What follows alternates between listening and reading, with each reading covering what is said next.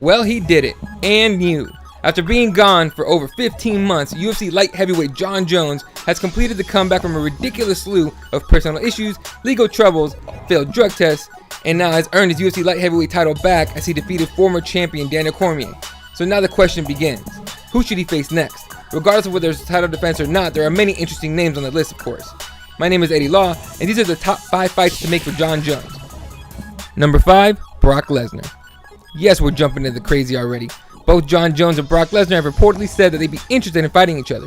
Can you imagine Brock Lesnar at 265 pounds walking into the cage against a roughly 240-pound Jon Jones? Now, Jones clearly has the height and the reach. Lesnar has the power and a higher level of wrestling prowess, but it'd be a pretty crazy fight to see. Just the sight alone would be insane. Now, could Jon Jones use his range to pick Lesnar apart, or would the Beast be able to take the champ down and ground and pound him into submission? We would definitely be interested in finding out. Number 4, Cain Velasquez. Sure, Velasquez has had a rough time staying healthy these days. He last fought at UFC 200 in July of 2016. That, when the fight he won via TKO over Travis Brown in the first round. That being said, when he's healthy, he's in the argument of the greatest heavyweight of all time. Why not put him against the best light heavyweight of all time? Once again, Jon Jones has the range and the height, but Cain is a 240-pound cardio machine. Cardio Cain has high-level striking that he's constantly improving, as he showed against Brown at UFC 200.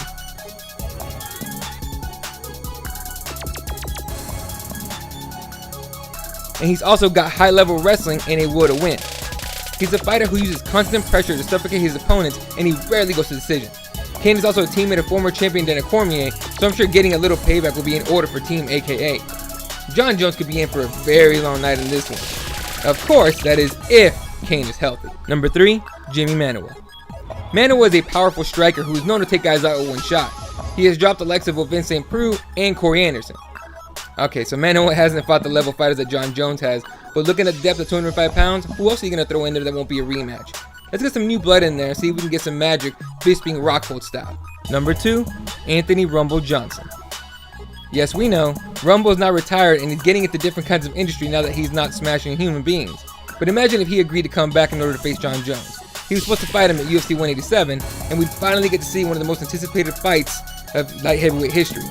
Now clearly, Rumble's very vulnerable on the ground, as he showed against Daniel Cormier in 2 UFC title fights, so a stand-up fight is ideal for Johnson.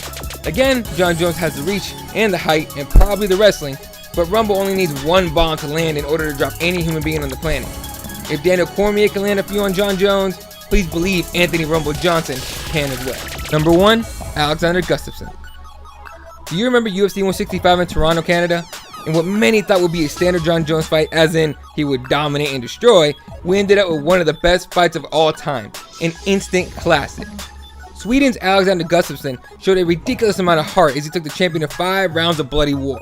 Gus went at Jones with everything he had. He stuffed Taken of 11 takedown attempts and actually completed one of his 8 takedowns that he went for. While opinions vary on who actually won the fight, the judges give the nod to the defending champion. Now imagine the rematch. An all-time greatest champion once again.